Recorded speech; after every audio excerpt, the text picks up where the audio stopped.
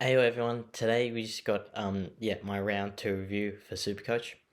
So yeah, as you can see here, we did pretty well this week. Top 1% score, 2,481. So yeah, we've crept into the top 2% overall, 3,122nd rank. So yeah, we're doing pretty well. I think last year about this time was ranked around 700th-ish.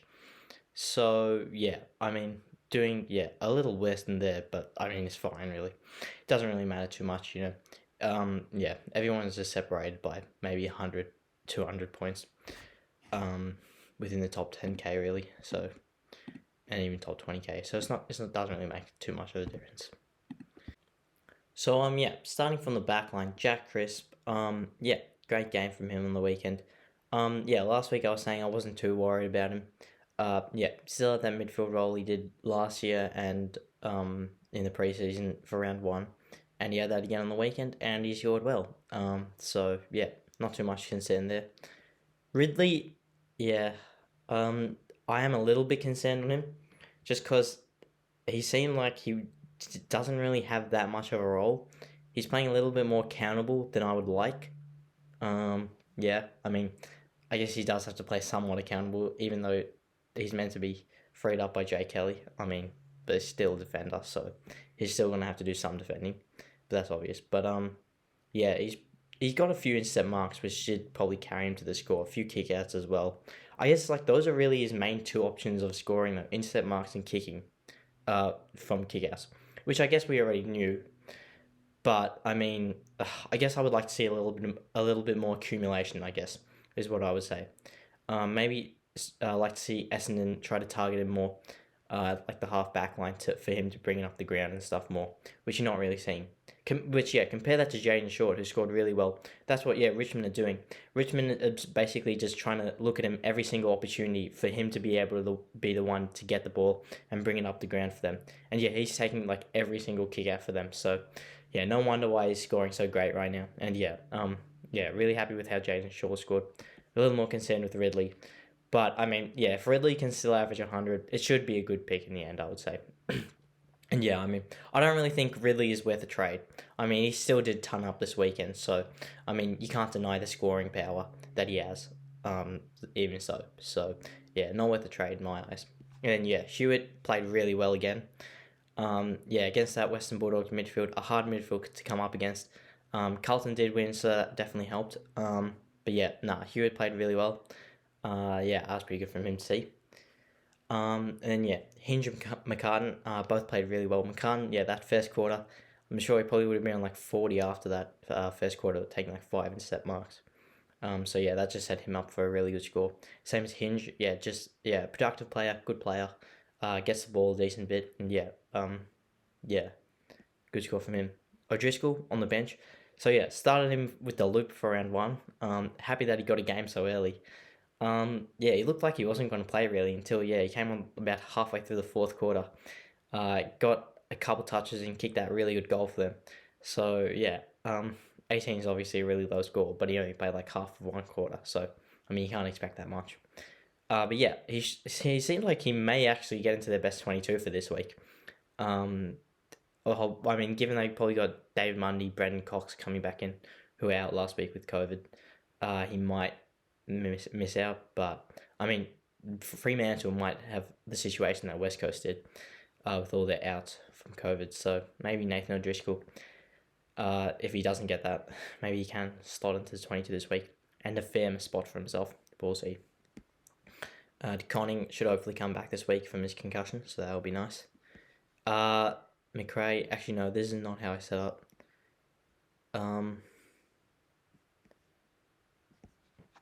On to my changes.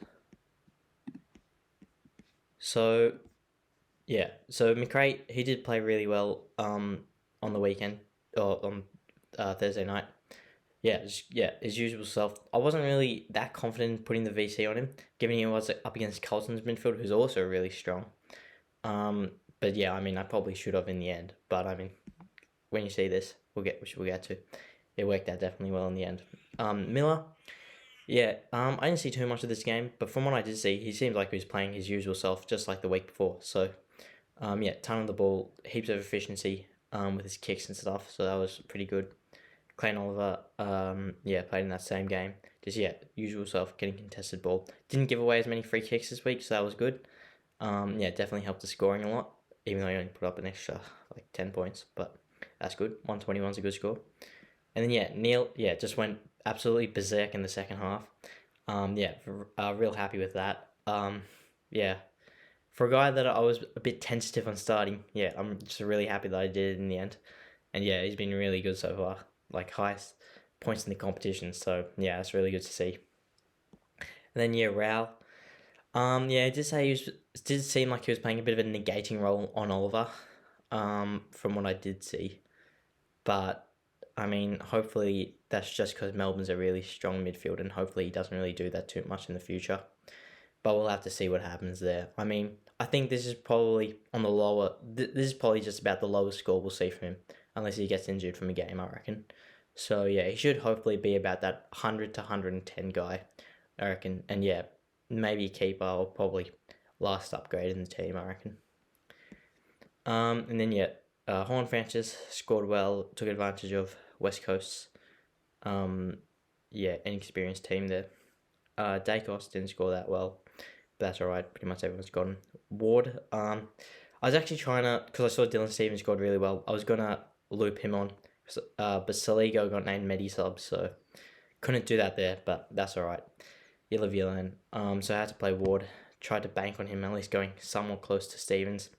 Lost 42 points in the end there, but what can you do, It is what it is. We'll probably play Stevens on field just from the start next week. So, I'll probably just sub him on. And then, Saligo, Medi-sub, only came on for like half the fourth quarter. McDonald, seemed alright as well. Him and Ward seem like they got pretty decent job security. I mean, as long as Hawthorn keep winning, I don't really see a need for any of them to get dropped. I think they both should be pretty good. At least for probably the first 10 rounds, I would imagine. So, pretty good there. And then, going into the rucks. Grundy, just, I guess, bit of an average-ish game from him, but still turned up, so that's alright. Seems, pretty safe in the ruck line. Right now. And then, Gorn, who we put Dixon on for the captaincy, didn't play that well. I mean, I was looking at his stats. He only had 1 mark for the game. And if you look at his games from the previous few years, where he only had less than 2 marks, he doesn't score as well, definitely, obviously. And with the game being in Queensland, the ball being a bit more slippery, usually, especially at night, I guess you can kind of expect that coming. And he went up against Jared Witt, who is a good tap ruckman, which is, obviously one of Gorn's specialties. So he took that asset away from Gorn a bit. But, I mean, I think it's alright, this Gorn pick. I think he should still go 115 to 120. I don't really think there's any need to panic over him or anything. I think it'll be fine, and it'll work out definitely well. I think, just keep the faith and hold true, I reckon. And then, Dunkley, again, I guess a bit of an average game for him. Not too much to say there. But it's alright, everyone's got him, so not too bad. 97's alright still. And then, Butters played pretty well against the Hawks.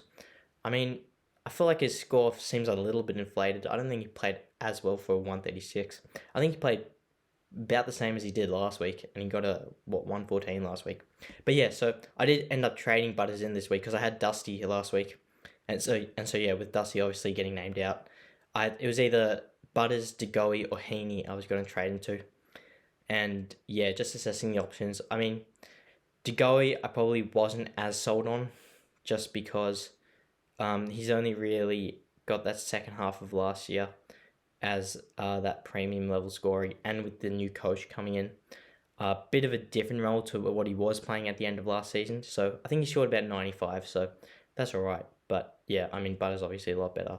And Heaney, I think Heaney's going to be a bit too inconsistent this season. Obviously, he started out extremely well, posting another 140 score, but he did kick 5 goals. And Heaney, he got really lucky on the weekend. I think 2 of those goals one was from a down the field free kick, so he didn't even basically work for that. That was basically someone else up the field got a free kick, and he just enjoyed the leisure of that. I mean, he still had to kick the goal, but he wouldn't have got that shot otherwise. And the other one was a deliberate out of bounds free kick. And so I remember he wasn't even the guy that put the pressure on the defender to get that free kick. It was someone else, and then he was just the closest guy there. So he got a bit lucky there. But I mean, that's just 2 goals. He still would have kicked 3 otherwise. So I mean, yeah, Heaney's kicked 8 goals through 2 rounds. So going on for a bit of a side tangent here, but I mean, he's not going to do this well. Obviously, he's not average 140, but I mean, I think yeah, people are just getting a bit ahead of themselves with Heaney, I would imagine, but we'll see. Maybe not. I mean, he needs to still be a good pick, I reckon. Maybe go 105, but yeah. And then yeah, Cornelio at 99. Yeah, he played yeah, pretty decent as well, pretty average. I guess for him, I reckon. I mean, yeah, didn't really seem like a score worth a 99 to be honest. Probably seemed like more of like an 80, but yeah, happy to take those points. Cherry, yeah, played really well. Obviously, you would expect such a high score playing against Bailey Williams, who's, yeah, played like 10, 15 games, and is more probably of a forward rather than a ruck, and Jack Williams on debut, basically. So, yeah, you expect a really good score, like he did. Yeah, he showed off a lot of his marking prowess, which is really good. You like to see that. So, yeah, that was, yeah, good to watch. And yeah, this is probably going to be about a ceiling for the season, you would imagine. I mean, it was about a perfect game for him, so yeah. And then yeah, Rochelle did alright. Not too much to say there, I guess 58. You know, gotta take the good with the bad with him in that role, small forward role. And yeah, Hayes 68. Yeah, I mean, played alright as well. I think he will hold a spot for this week at least, definitely with Righty coming back. You can't drop him after how he played in round 1. And even in round 2, he was pretty solid. So, I mean, he took a few contested marks, got some free kicks and stuff. So, yeah, I mean, you definitely keep him in the team. But, I mean, after this round, after probably round 5, his spot is up for a little bit of speculation still, I would imagine. And that's probably, yeah, where you got to be a bit more timid on whether he'll play week to week. And then, yeah, Deaden, 24. Wasn't really too involved in the game, it seemed like. But, I mean, small forward. Yeah, you expect these kind of high fluctuation scoring. Yeah, you know, whether he pumps out a 20 or a 70, which you've seen from the first 2 weeks. Bit unknown, I guess. But, yeah. And Nick Martin, yeah, should come back this week, which will be good. So, yeah, that's basically the team. For this week, I do not plan on trading. I definitely want to consider the trades. Got a bit of cash in the bank with that Dusty to Butters trade. And yeah, so I only used that one trade last week. So yeah, we'll probably try to conserve as many trades as we can up until we start upgrading, I reckon, in round 7. And then we're just going to go absolutely bang. And we're just going to try to go as much as we can. Because yeah, I think people may start trying to upgrade in round 6. But from my prior experience, I mean, the rookies seem maybe a little better than they were last year, so maybe you can start upgrading round 6. I guess we'll just have to see how the cash flow is going. But yeah, maybe hold off to round 7, but we'll have to assess that at the time. Actually no, so we'll go, yeah, we're going to Nick Martin on field, Jack Hayes emergency, and yeah, Gorn back on field, obviously. Then looking at these games, I mean, I've said McRae has had probably a kind of bad-ish matchup the past 2 weeks against Carlton and Melbourne, going against 2 tough midfields. But he scored well in both of them, so I mean he'll probably score well again here as well. But I think just watching Patrick Dangerfield in round 1 and Lockie Neal in round 2 against Essendon in those 2 games, I think Clayton Oliver has to be the VC choice here. I probably wouldn't be as brave to put the captaincy straight on Oliver, so I'd probably rather do the vice captaincy, take a little bit of a chance-ish there. And then, yeah, captaincy, probably Neil against North, I would imagine.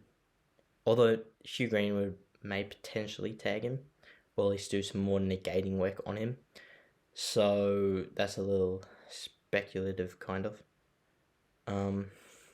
Or, to be honest, GWS in midfield wasn't too good last week. Unless they bring Matt de Boer back into the team, which they may.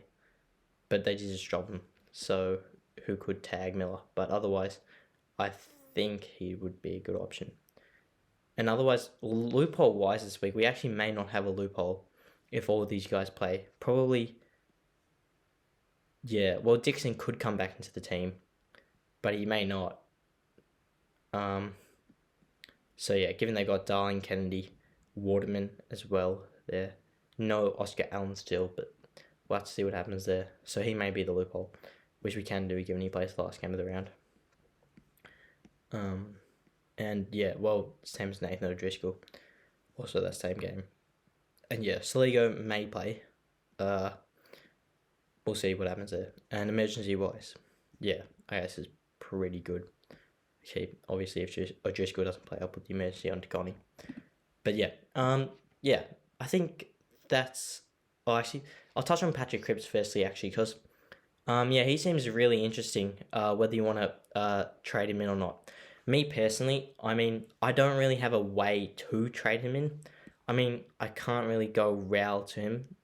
I don't have the money for that. Can't go any rookie to him.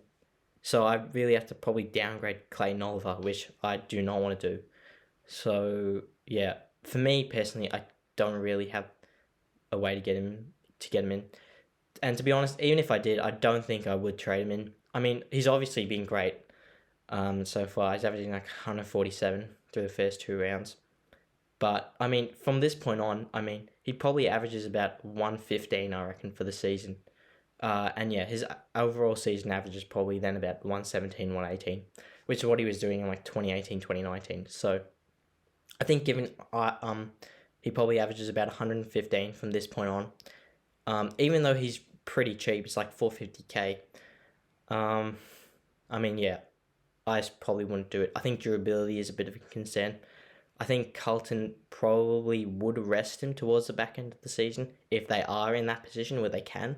They may not be though. They may still be fighting for that finals position. But if they do have one locked away, they may rest him. So I think that's probably something to be wary of, given how injured he's been over the past couple of seasons.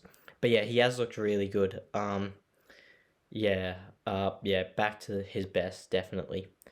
But I mean, I think I would try to bank on him slowing down rather than hop on him and hope that he just keeps the same scoring going.